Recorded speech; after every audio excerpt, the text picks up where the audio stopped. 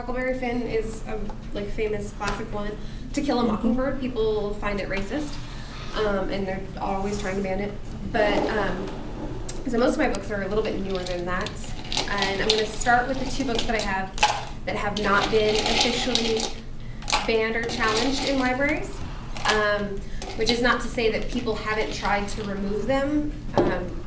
They just haven't been reported to the American Library Association to be included in the statistics. So first up, I have Openly Straight by Bill Konigsberg.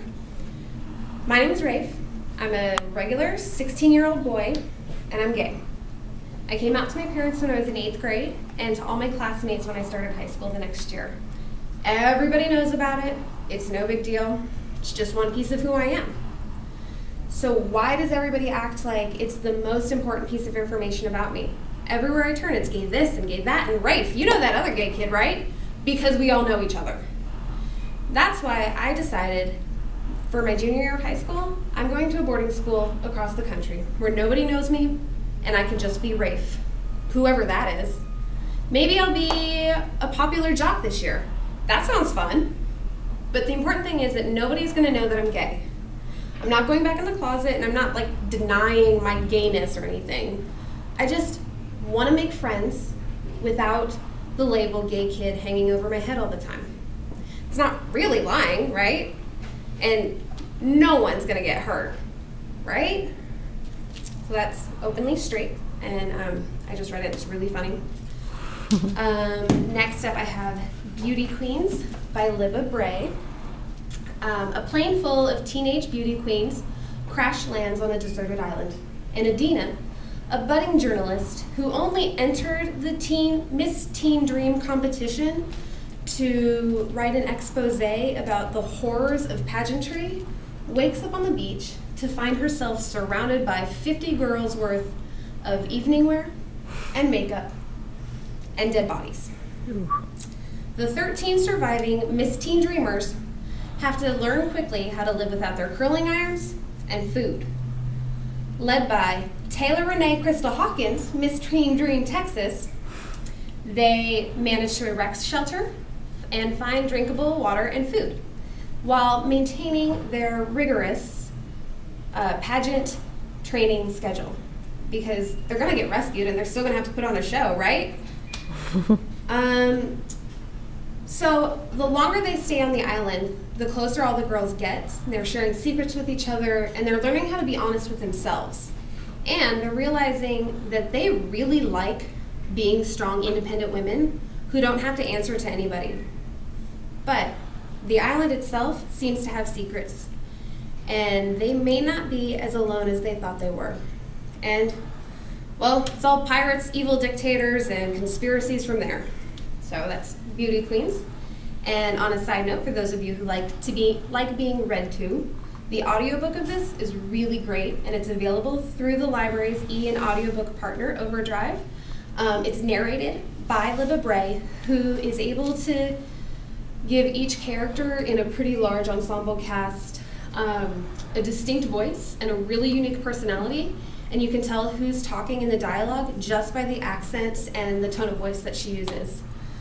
So I feel like the audiobook turns this from a really good book into a really, really good book, and she's hilarious.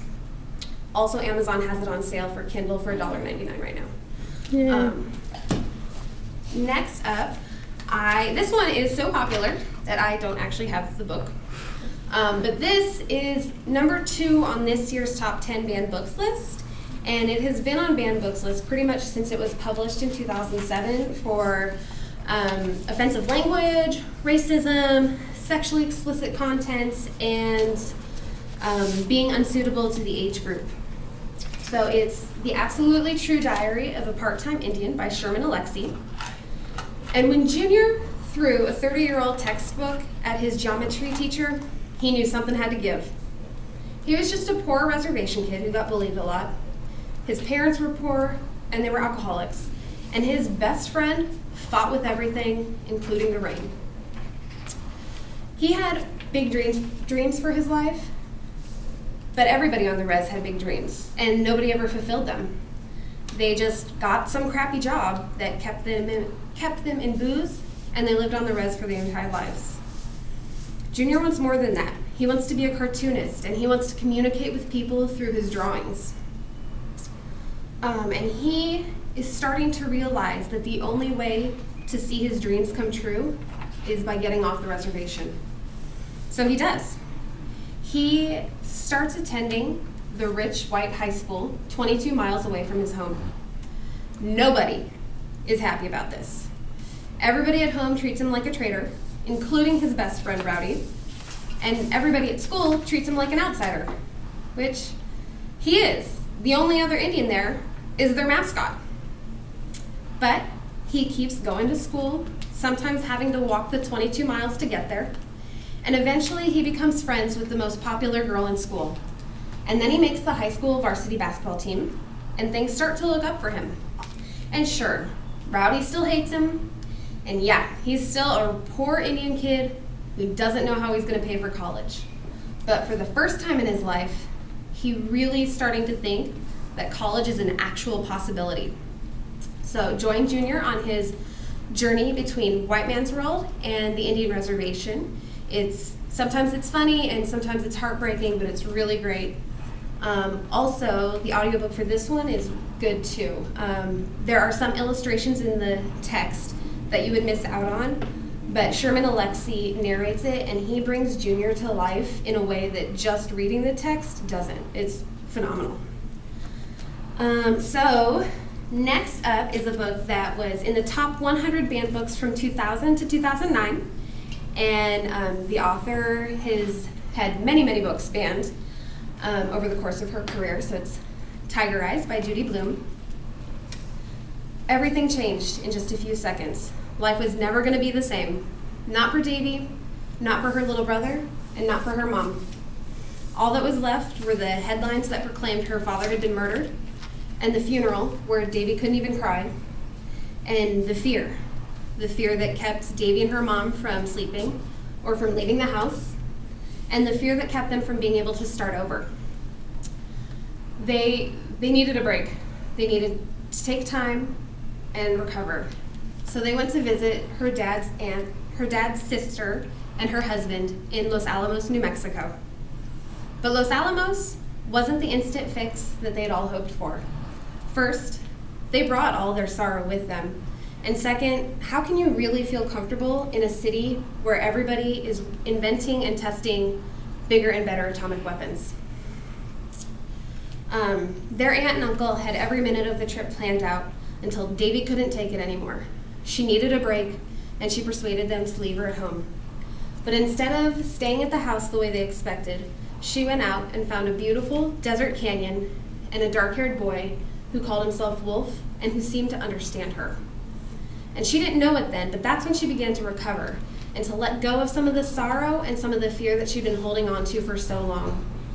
And as Davy made friends in Los Alamos, she began to realize she wasn't the only one who was running away from things that seemed too scary to deal with head on. But she was also realizing that eventually she was gonna have to stop running.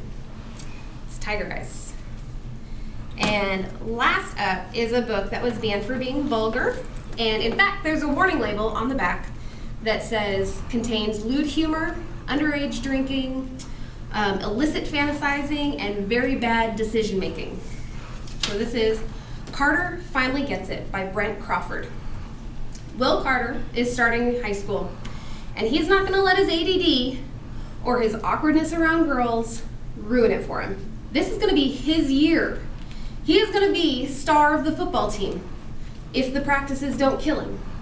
And he is going to learn how to talk to girls if he can stop thinking about their boobs long enough to spit out a sentence. Unfortunately, fate seems to have a different plan in mind. His first high school party is busted by the cops, and he gets tackled to the ground before he can flee the scene. Thankfully, one of his friends intervenes, and he is able to run away with his hands still cuffed behind his back. And when he takes his crush out on a date, his Taco Bell farts are so nasty, she throws up all over his shoes. He's got a long way to go if he hopes to lose his virginity in this lifetime. join Carter on his laugh out loud hijinks in freshman year. And this book is hilarious. I was reading it at work and laughing really embarrassingly loud. So it's super good. So that is my book talk. The library owns all of these books. Unfortunately, they are not all available for checkout. Carter is, and Openly Straight is. The other two are checked out to me. If you want to read them, we can figure something out.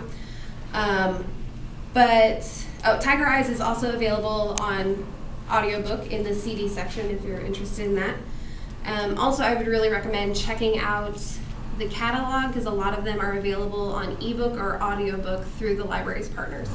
So if you have any questions, let me know. Thanks.